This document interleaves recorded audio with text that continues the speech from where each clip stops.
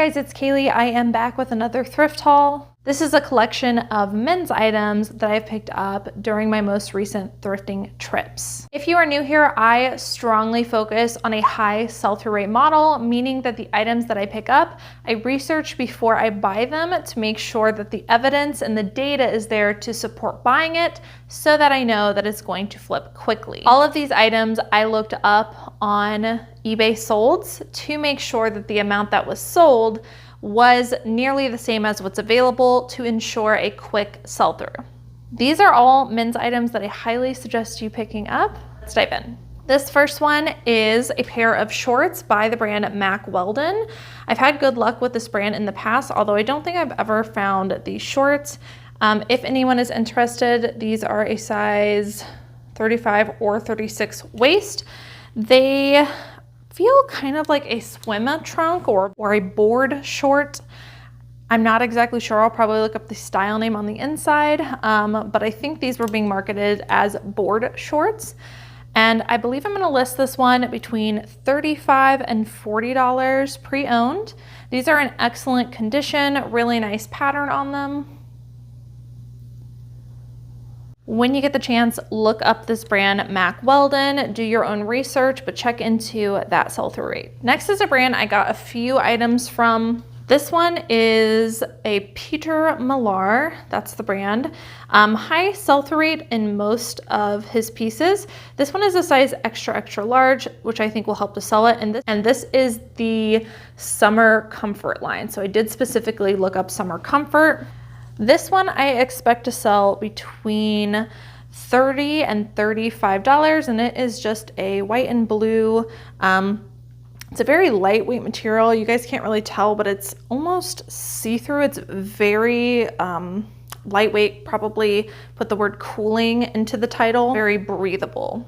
So again, this brand has a extremely high sell-through rate, but that summer line in particular does really well. This is also by the brand Peter Millar. This is more of a newer label. This is also a size XXL, and this is a cotton polo, pocket tee, nice lavender color. All of this stuff's in really excellent condition, and due to the sizes being the same, I'm imagining was donated by the same person. This is also Peter Millar, size XXL. This is a pink striped cotton polo.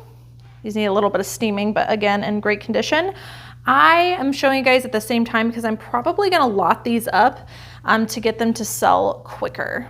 Individually, they would probably both do extremely well, but because they are the same size, I'm gonna put them together, and I think I can get probably higher profits doing that. I highly recommend the brand Peter Millar. This one is by the brand PJ Mark. Now this brand in particular is not one that I recommend. Size large, just made out of acrylic, but this style is something you should definitely look for. This is what I like to call 3D knit, and I always make sure to put that in the title when I come across this. If you guys are not familiar with the Kuji 3D knit sweaters, those are an extreme bolo. I'll put some comps up here. I've actually found and sold one myself for, I think it was over $300 for that pre-owned. So depending on what you've got, those Kuji sweaters can do extremely well. Be on the lookout for those. But regardless, this 3D knit also does well in pretty much any brand. And what you're gonna wanna look for is the nice multicolored ones. You can see this has more than just neutrals in it. And so anything that's super contrasting with the raised texture that is a 3D knit should do very well. I have sold what I like to call Kuji dupes in the past many times for between like $40 all the way up to over $100 for brands that aren't even Kuji. What really matters is this 3D knit and if you've got unique colors. This one's kind of like a short sleeve polo sweater. And most of the time, because it's not Kuji, your thrift stores don't know to price these up because they're just not aware. I paid $6.99 for this. I am gonna price this somewhere between $50 and $100. I know that's a huge range, but I gotta do a little bit more research into the color pattern of this, but I would expect to get at least $50 for this. So even if you don't shop the men's section, or maybe you don't source the men's sweater section very often, you can kind of just glance down the aisle to look for these bolos. And I mean, it's pretty obvious. You're gonna see this sticking out. If you see anything like this, go grab it. I try to stay away from the browns and black 3D knits. I try to stick to more multicolor, but even the browns and blacks have done well for me in the past.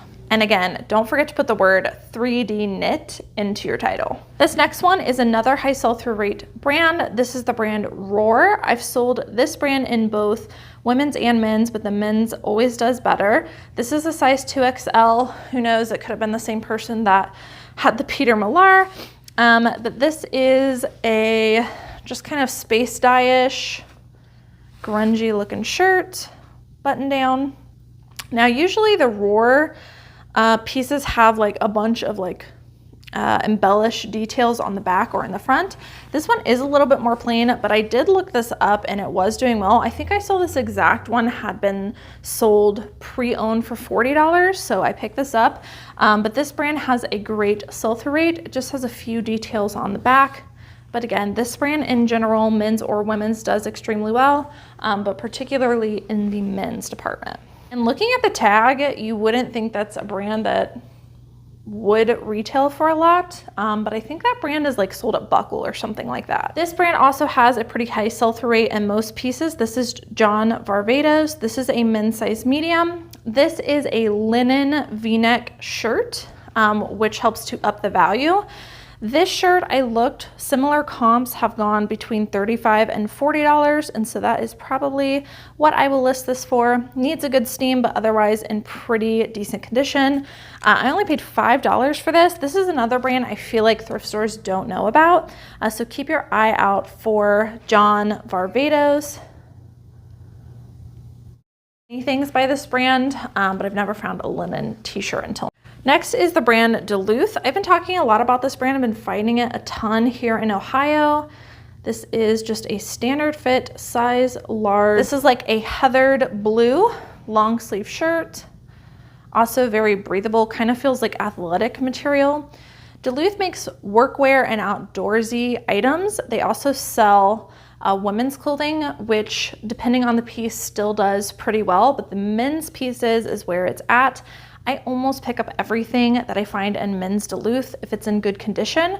That's not to say every single piece has a high sell-through rate, but almost all of them do. So keep a lookout for the brand Duluth. I can't remember how much these were going for. I'm feeling probably like 25 to 30. It doesn't resell for a ton, but again, the sell-through rate is there. This is also a brand I feel like thrift stores don't know about. This next one is by Tommy Bahama. I steer clear of a lot of Tommy Bahama, but the one thing I do like picking up, this is a size extra large, are these silk Hawaiian button-down shirts. These do really well for me when they are 100% silk, when they are multicolor, great condition, and then this also has wood buttons, which should help to sell it as well. So again, just to reiterate, I don't pick up every piece of Tommy Bahama because I actually come across it fairly often, but I do look for the silk multicolor shirts.